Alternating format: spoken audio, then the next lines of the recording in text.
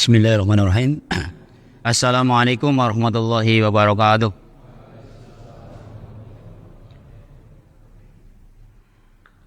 Alhamdulillahirabbil alamin.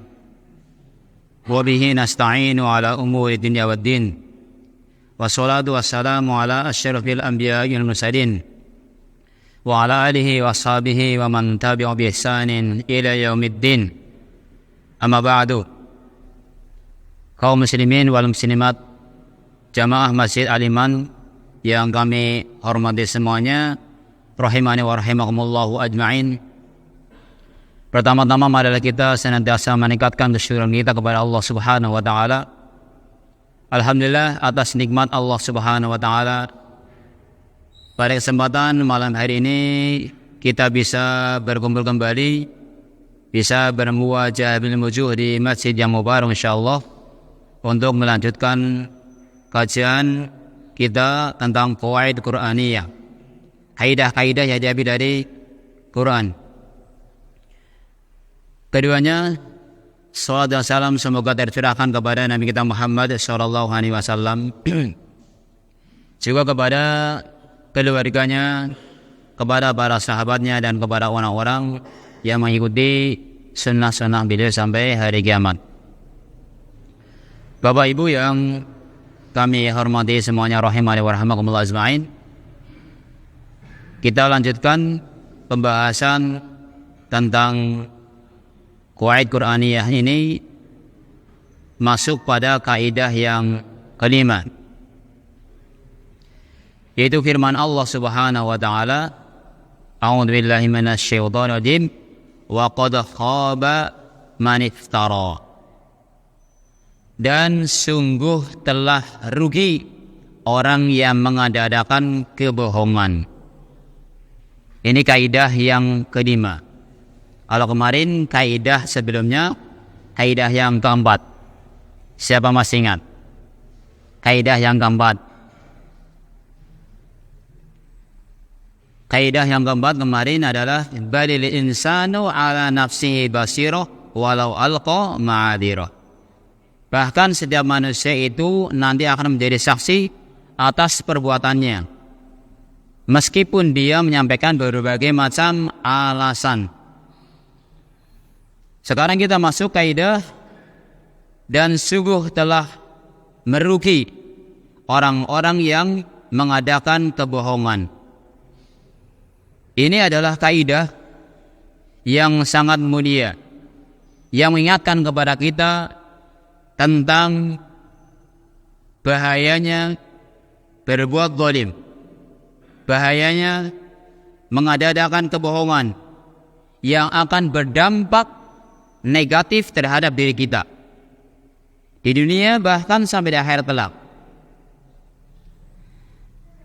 Yang namanya zalim itu bisa zalim kepada Allah, bisa zalim kepada Rasulullah, bisa zalim kepada sesama manusia, sesama makhluk. Dan ini akan berefek kepada orang yang berbuat zalim itu sendiri. Orang yang berbuat kebohongan, yang mengadakan kebohongan. Dan kaidah ini adalah diambil dari kisah Musa dengan Fir'aun, dan juga para tukang sihirnya Fir'aun ketika terjadi pertentangan antara Musa dan tukang sihir. Maka muncul kaidah ini. Allah berfirman, qala mau'iduhum yaumuz zinati wa ayyuhsyarun nasu duha. Dan Musa berkata bahwa tempat pertemuan kita adalah di hari raya. Wa ayyuhsyarun nasu duha, dan manusia nanti dikumpulkan di waktu duha. Pertemuan antara Musa dengan tukang sihir di waktu duha. Karena terjadi perdebatan. Fatawalla Fir'aunu fajama'a kaidahu tsumma ata. Kemudian Fir'aun itu membelakangi kemudian mengumpulkan kekuatannya, menyusun kekuatannya. Summa ata, kemudian Firaun itu datang. Maka Musa berkata, qala lahum Musa wailakum. Musa berkata, celakalah kalian, wahai para tukang sihir. La taftaru 'ala Allahi kadiba fayushidakum bi'adzab. Janganlah kalian mengada-adakan kebohongan. La taftaru 'ala Allahi kadiba. Janganlah kalian mengada-adakan kebohongan kepada Allah Subhanahu wa taala.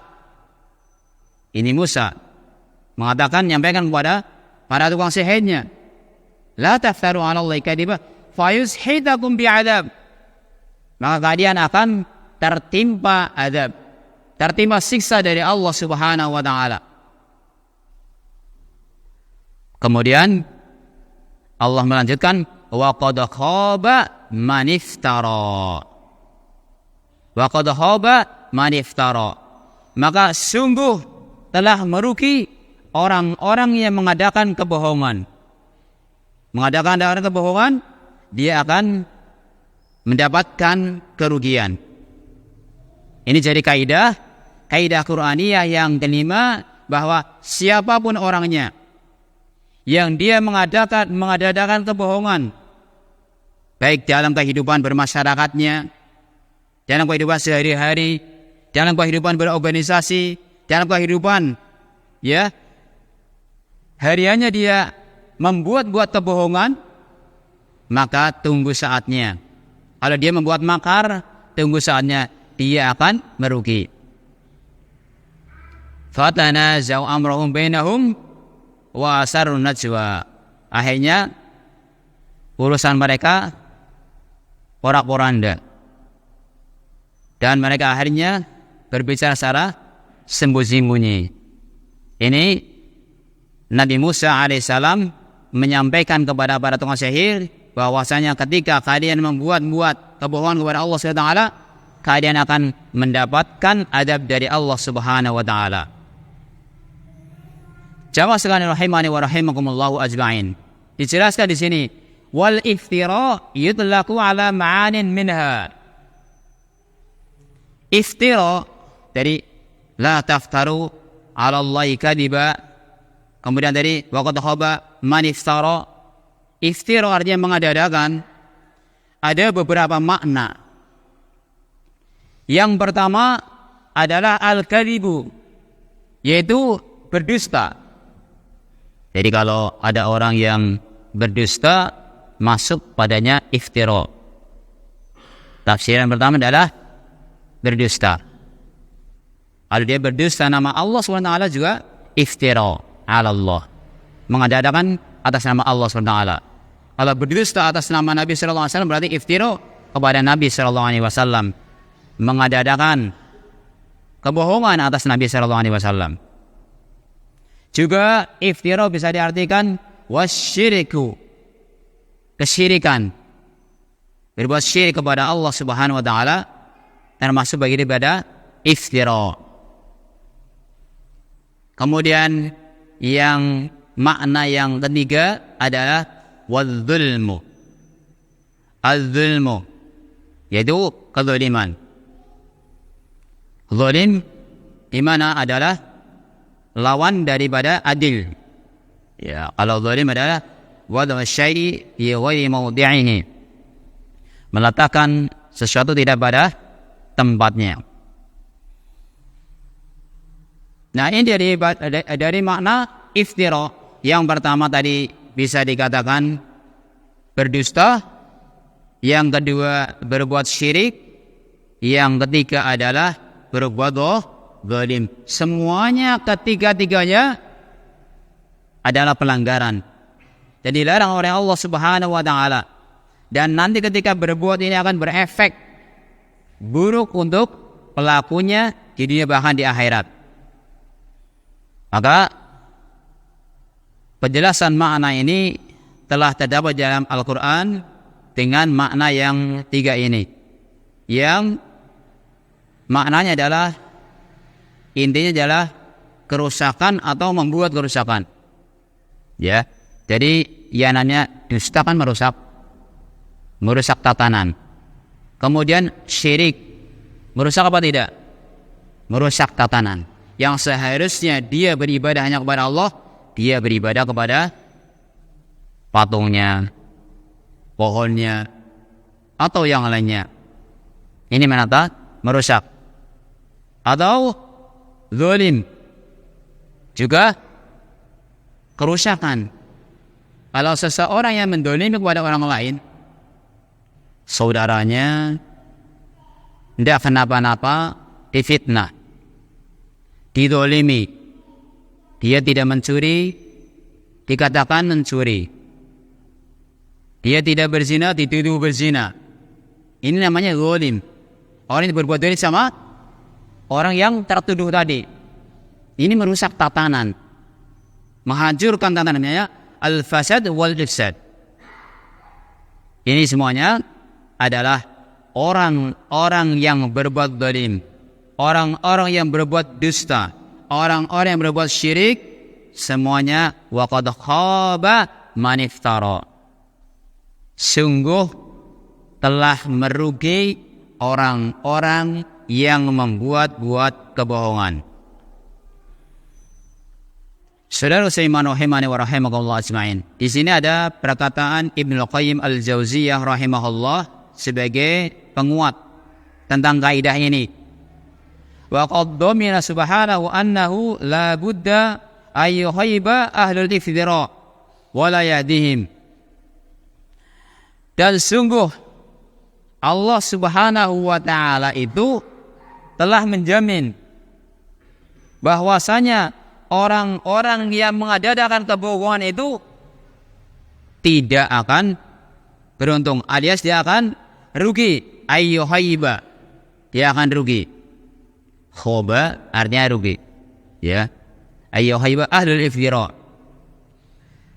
Dan juga dia tidak akan mendapatkan petunjuk.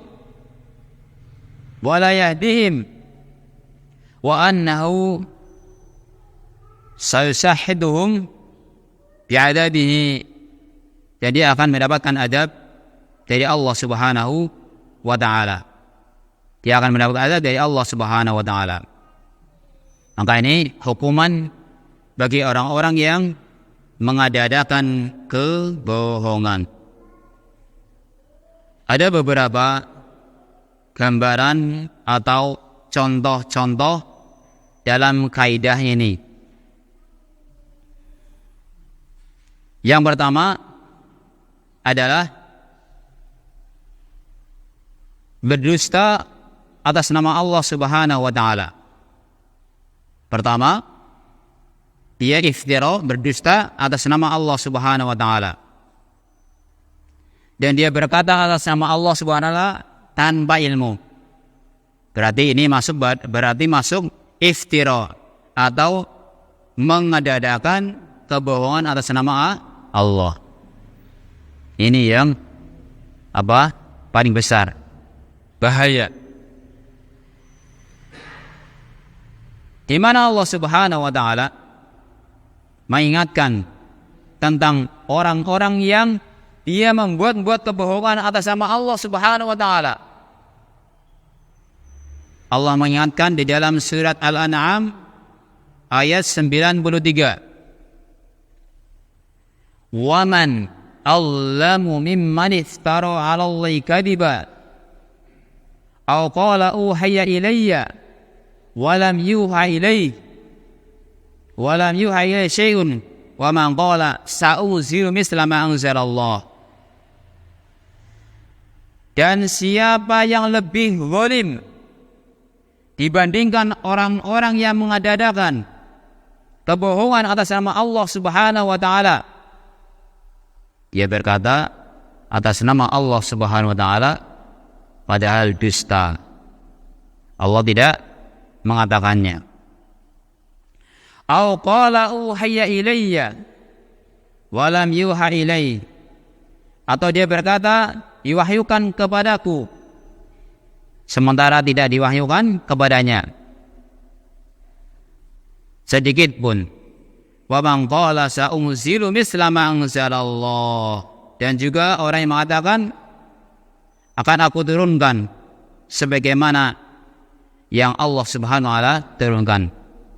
Ini adalah lancang kepada Allah Subhanahu wa taala.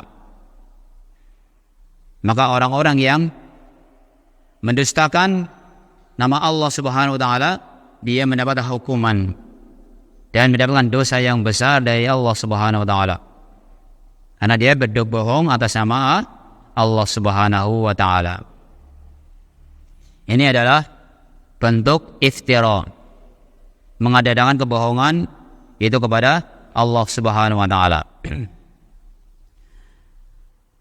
Wa qad dalla al-Qur'an ala anna al-qawla 'ala Allah bi ghairi 'ilmin a'dhamul muharramat 'ala al-itlaq. Bahkan dijelaskan di sini, orang yang berkata atas nama Allah Subhanahu wa taala tanpa ilmu merupakan keharaman yang paling besar. A'dhamul muharramat 'ala al-itlaq, secara umum. Sebagaimana Allah berfirman, ini waspada untuk kita semuanya, di dalam surat Al-A'raf ayat yang ke-33. Surat Al-A'raf ayat yang ke-33, Allah berfirman, Qul innama harrama rabbiyal fawahisha ma dhahara minha wa ma batan.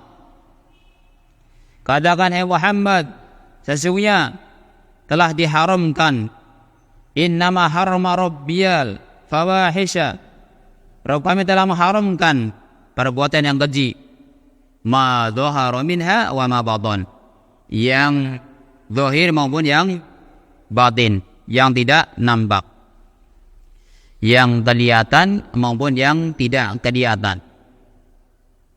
Wal isma, dan juga diharamkan berbuat dosa. Wal baghya bi ghairil haqq, ya, dan juga berbuat zalim tanpa ada alasan yang benar. Wa an tusyriku billah ma lam yunasib bihi sultana, dan kalian berbuat syirik kepada Allah Subhanahu wa taala, menyekutukan Allah Subhanahu wa taala yang tidak ada burhan, tidak ada sultan, tidak ada keterangan. Wa an taqulu 'ala Allahi ma la ta'lamun, dan ini termasuk yang diharamkan adalah engkau mengatakan atas nama Allah Subhanahu wa taala, an taqulu 'ala Allah ma la ta'lamun. Jadi berbicara atas nama Allah Subhanahu wa taala sedangkan kalian tidak mengetahui. Wa an taqulu 'ala Allah ma la ta'lamun.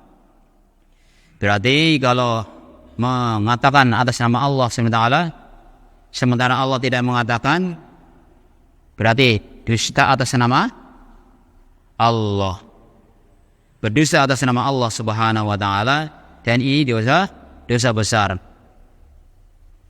Dan ini termasuk iftira kepada Allah Subhanahu wa taala.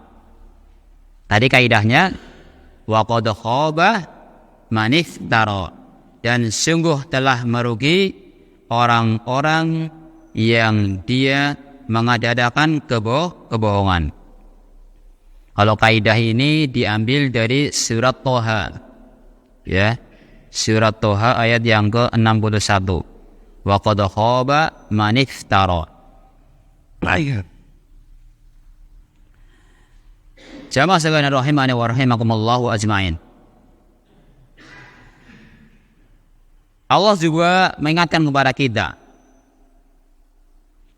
agar kita tidak mengatakan ini halal, ini haram, kecuali ya sudah jelas dari Allah Subhanahu wa taala. Di dalam surat An-Nahl ayat 116. Surat apa? An-Nahl 116. Allah berfirman, "Wala taqulu lima tasifu alsinatukumul kadhiba hadza halalu wa hadza haram litaftaru 'ala Allahil kadhiba innal ladzina yaftaruna 'ala Allahil kadhiba la yuflihun. Allah mengingatkan, wala taqulu lima tasifu alsinatukumul kadhiba. Janganlah kalian mengatakan, ya, dengan lisan-lisan kalian, lima tasifu alsinatukumul kadhiba, dengan kebohongan, hada halal wa hada haram. Ini halal, ini haram. Mengatakan dengan lisan kita, ya, ini halal, ini haram, tapi dengan dusta. Litaftaru 'ala Allahi al-kadhiba, untuk mengada-adakan kebohongan atas nama Allah Subhanahu wa taala. Ini adalah perbuatan dosa. Allah mengatakan bahwa innal ladzina yaftaruna 'ala Allahi al-kadhiba la yuflihun. Sesungguhnya orang-orang yang mengada-adakan kebohongan atas nama Allah Subhanahu wa taala, dia tidak akan beruntung. Dia tidak akan beruntung. Maka saudara seiman rahimani wa rahimakumullahu ajmain, termasuk hal yang dilarang adalah kita mengada-adakan kebohongan atas nama Allah Subhanahu wa taala. Makanya para salaf, mereka pun berhati-hati ketika menyampaikannya. Ya. Kita pun berusaha demikian. Kalau memang Allah menghalalkan, kita halalkan. Allah haramkan, kita haramkan. Kemudian yang kedua, yang pertama adalah berdusta atas nama Allah Subhanahu wa taala, membuat kebohongan-kebohongan atas nama Allah Subhanahu wa taala. Kemudian yang kedua adalah termasuk bentuk atau praktek mengada-adakan kebohongan adalah dia berbohong atas nama Nabi sallallahu alaihi wasallam. Berdusta atas nama Nabi sallallahu alaihi wasallam. Ini juga akan berakibat rugi bagi orang-orang yang dia melakukannya. Dijelaskan di sini, ma yaf'alu ba'du al-wada'in lil hadis hiya qadimi zaman wa hadisihi. Apa yang dilakukan oleh sebagian orang-orang yang dia membuat hadis, baik zaman dulu maupun sekarang, yang mereka berdusta atas nama Nabi sallallahu alaihi wasallam, wa yaftaruna alaihi, dan dia membuat kebohongan atas Nabi sallallahu alaihi wasallam. Ya, imma li ghardin, ya, huwa bi za'mihim hasanun kat targhib wa targhib au li ikhradi siyasiyah. Dia membuat kebohongan atas nama Rasulullah sallallahu alaihi wasallam, buat hadis palsu. Itu ada tujuan dari pribadinya sendiri, atau untuk memberikan motivasi atau menakut-nakuti, ya, atau karena tujuan politik atau madhab, atau untuk melariskan perdagangannya. Ini adalah merupakan fenomena yang sangat menyedihkan, yang akan membahayakan dirinya sendiri. Ya, dia berdusta atas nama Rasulullah sallallahu alaihi wasallam. Seperti orang yang berdusta atas Nabi sallallahu alaihi wasallam, kalau kita dengar lucu, ya, man akalal badinjan dakhalal jannah. Misal gitu, siapa yang makan terong dia akan masuk surga. Ini kan lucu kan? Dia mendustakan atas nama Nabi sallallahu alaihi wasallam dalam rangka melariskan dagangannya misal. Ini adalah tidak diperbolehkan dan termasuk dosa besar. Bahkan Nabi sallallahu alaihi wasallam mengancam, man kadzaba alayya muta'ammidan falyatabawwa maq'adahu minan nar. Barang siapa yang dia sengaja mendustakan atas nama Nabi sallallahu alaihi wasallam, ya, mendustakan kepada Nabi sallallahu alaihi wasallam, maka bersiap-siaplah tempatnya di neraka. Falyatabawa maq'adahu minan nar. Maka kaum muslimin rahimani wa rahmatullahi, walau istasyara kullu man yad'u al-hadis 'ala an-nabi sallallahu alaihi wasallam annahu min jumlatil muftarin wa annahu lan yafluha sa'yuhu bal huwa kharibun kama qala rabbuna wa qad khaba ma iftara. Kalau seandainya orang-orang yang membuat kebohongan atas nama Nabi sallallahu alaihi wasallam bahwa dia termasuk orang-orang yang membuat kebohongan kepada Nabi sallallahu alaihi wasallam dan dia akan rugi sebagaimana tadi wa qad khaba man iftara,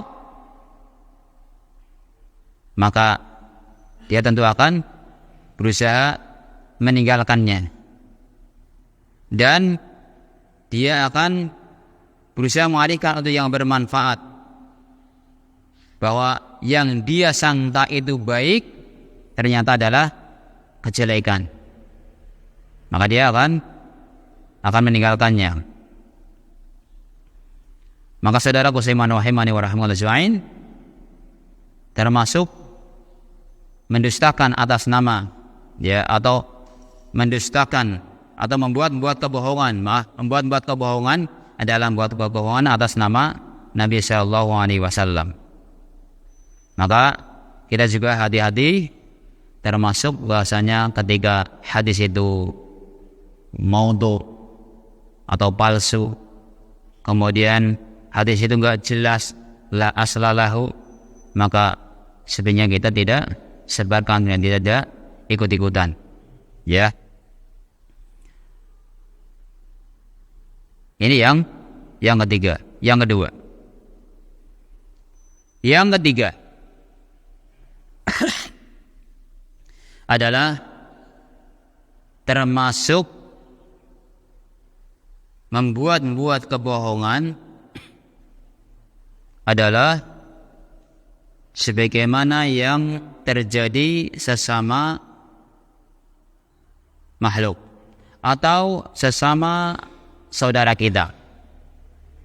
Kalau tadi terjadi kepada Allah, kemudian mengadakan kebohongan kepada Rasulullah, sekarang membuat kebohongan kepada saudara kita sendiri. Kadang terjadi, kadang muncul, bahkan dia menzalimi saudara sendiri atau bahkan orang tuanya. Na'udzubillah. Ini semuanya akan berujung kerugian pada dia sendiri. Coba, kalau ada orang si A menzalimi si B, kira-kira muncul karena apa? Coba, bismillah. Si A mendolimi si B, atau dia membuat makar. Ada orang dagangannya bagus, ya, terus dia membuat makar bagaimana memfitnah biar porak-porak dari dagangannya. Atau ada keluarga yang sudah harmonis sekali, tapi ada sosok orang yang nggak suka, kemudian dia membuat fitnah. Ini muncul biasanya kenapa? Karena apa? Hasad, karena kedengkian. Maka kedengkian Bapak Ibu semuanya ini bisa muncul menjangkiti siapa saja. Maka kita harus waspada dan hati-hati, dan jangan sampai kita menzalimi orang lain. Kenapa? Karena dengan zalim itu akan merugikan diri kita sendiri, merugikan orang yang berbuat zalim, dan doa orang yang dari zalim itu dikabulkan. Bismillah.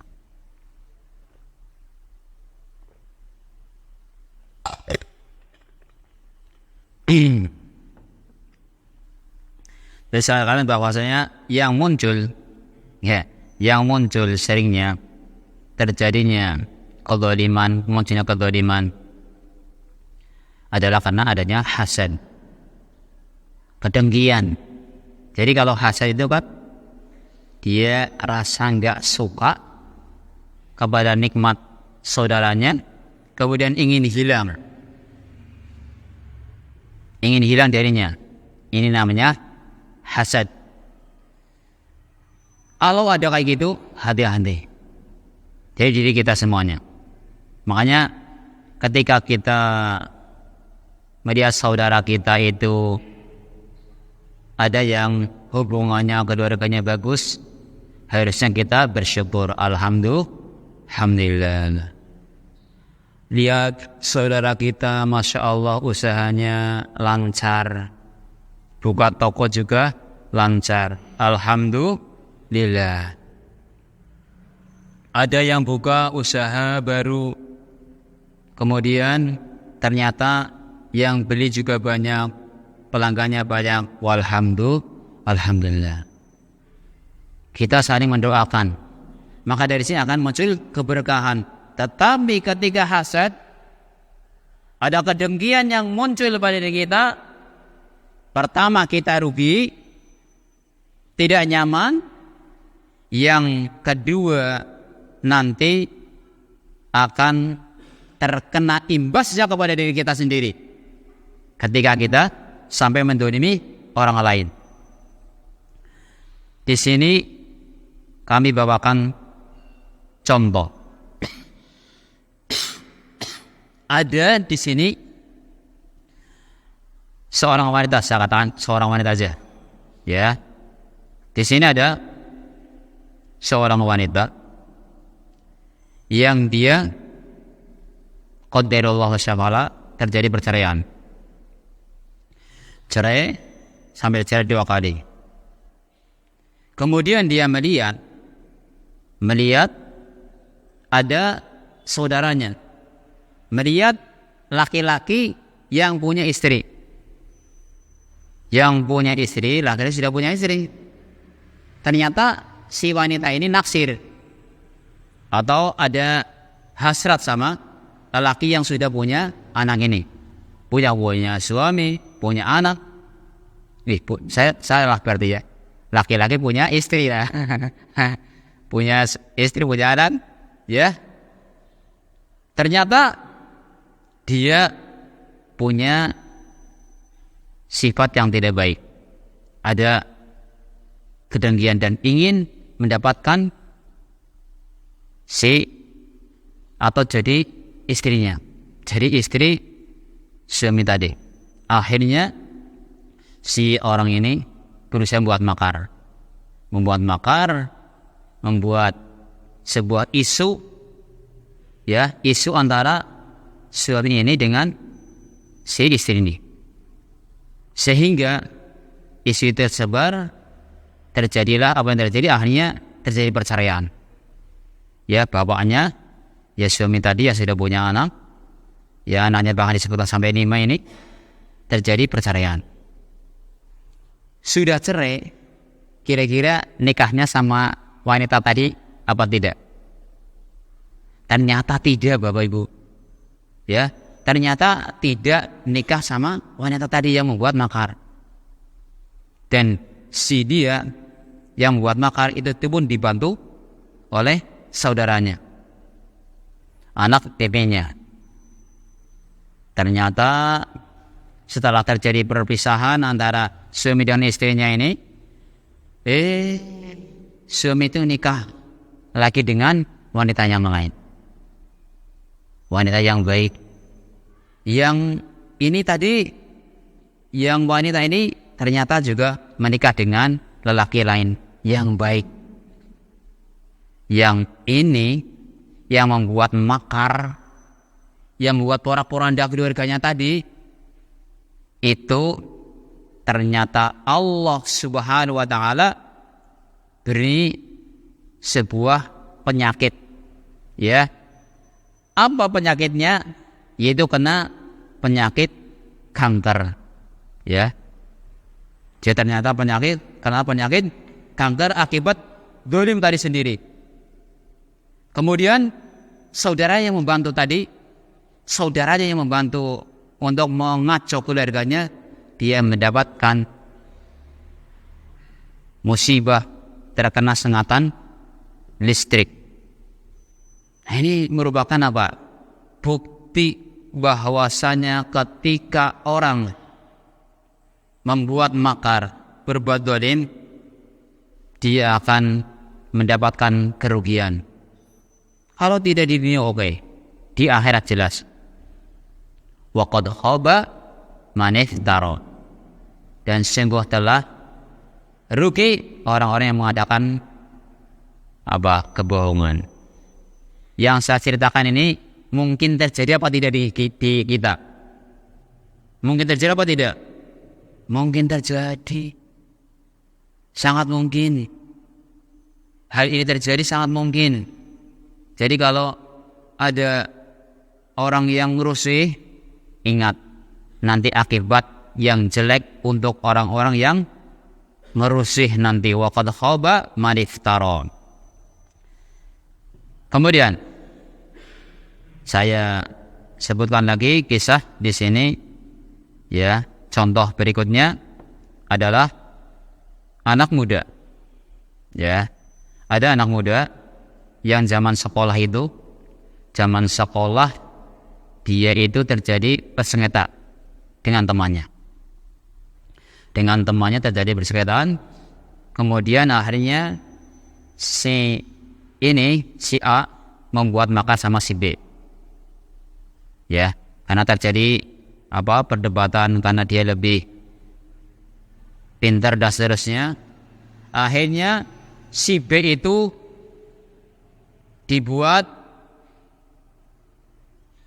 difitnah.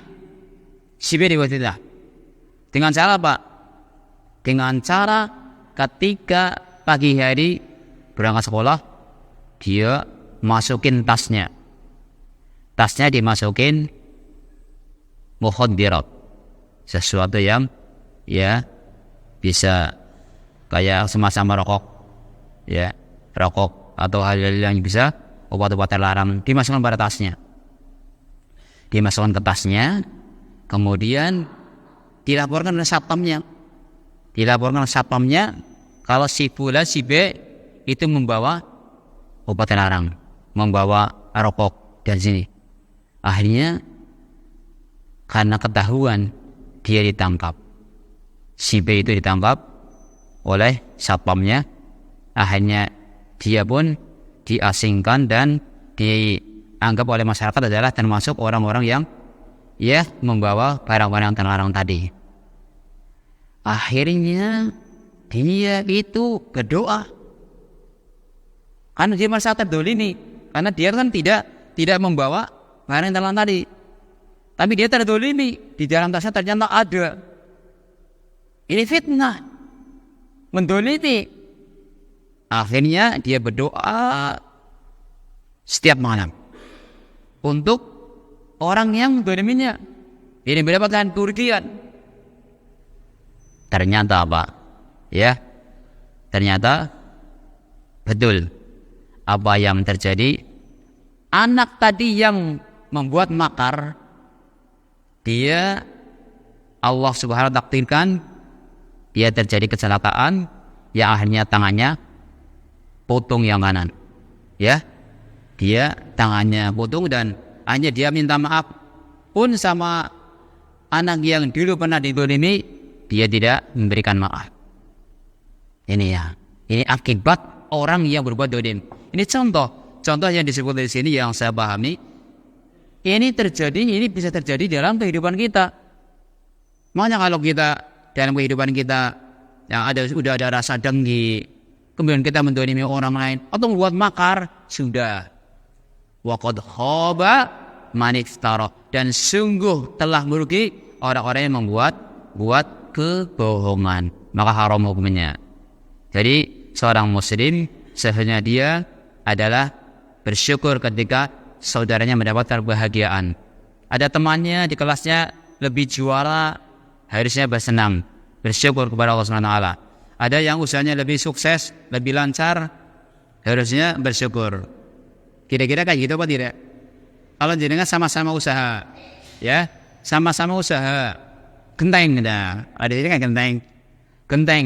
Yang si A usaha genteng, si B usaha genteng, ya. Si A laris, si B belum laris. Kira-kira si B senang apa sengit? Senang ya. Alhamdulillah, itu yang kita harapkan. Kita berharap lebih kan. Jadi kita merasa senang, bangga dengan saudara kita yang mendapatkan keuntungan, maka akan subhanallah kan nyaman hidup ini. Makanya dalam pelajaran ini ya kita ambil pelajaran di antara faidahnya adalah yang pertama bahwa dusta itu hanya akan membawa petaka. Dusta itu hanya akan membawa petaka.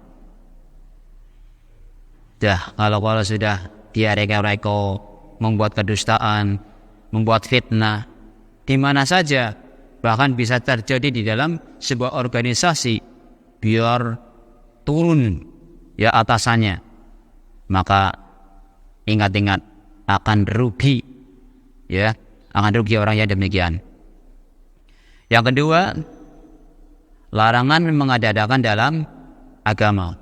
Larangan mengada-adakan dalam agama. Artinya kita tidak boleh mengatakan ini halal, ini haram, kecuali jelas dari Allah Subhanahu wa taala. Berarti dosa besar ketika dia berdusta atas nama Allah Subhanahu wa taala. Jadi kalau tidak tahu lebih baik wallahu a'lam. Saya belum tahu ya. Ya, wallahu a'lam. Kemudian sikap kita sebagai seorang muslim hanya melaksanakan aturan Allah dan Rasulnya. Sami'na wa ata'na. Bukan untuk mengadakan kebohongan atas nama Rasulullah, atas nama Allah Subhanahu wa taala. Tapi sikap kita adalah sami'na wa ata'na. Mendengar dan taat kepada aturan Allah dan Rasulnya. Yang keempat adalah pentingnya mengikuti aturan Allah dan Rasulullah. Pentingnya mengikuti aturan Allah dan Rasulullah SAW. Wa may yuti'illaha wa rasulahu faqad faza fawzan 'azima. Barang siapa taat kepada Allah dan Rasulnya, sungguh dia mendapatkan keuntungan yang sangat besar. Dan yang terakhir adalah bahayanya orang yang menentang Allah dan Rasulullah SAW. Bahayanya orang yang menentang Allah dan Rasulnya. Jadi membuat-buat kebohongan atas nama Allah, atas nama Rasulullah, atau dia membuat-buat kebohongan kepada saudaranya dengan cara memfitnah, itu semuanya akan kembali kepada diri kita, yaitu kerugian. Kaidahnya apa tadi? Apa coba kaidahnya? Waqad khaba manis taro. Waqad khaba manis taro. Sungguh telah merugi orang-orang yang mengadakan kebohongan. Silakan Bapak Ibu cari contoh sebanyak-banyaknya dalam kehidupan ini dan aplikasikan dalam kehidupan ini, biar kita terhindar dari sikap zalim ini.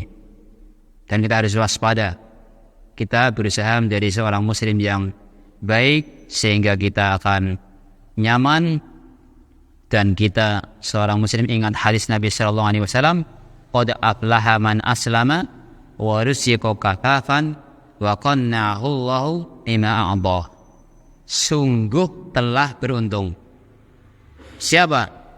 Orang yang sudah masuk Islam, ya, kita semuanya qad aflaha man aslama wa rusiqa kafafan, diberikan rezeki yang cukup. Bapak Ibu semuanya sudah cukup kan? Makan sudah cukup, minum cukup, duduk cukup, ya. Subhanallah, diberikan rezeki yang cukup. wa qannahu Allah bima a'ta, dan dia qanaah dengan apa yang diberikan padanya, maka dia telah beruntung. Tetapi kalau dengki dalam diri kita, ketenangan tidak akan muncul, hanya geringsang dalam hidupnya, dan akhirnya kerugian yang akan menimpa pada dirinya.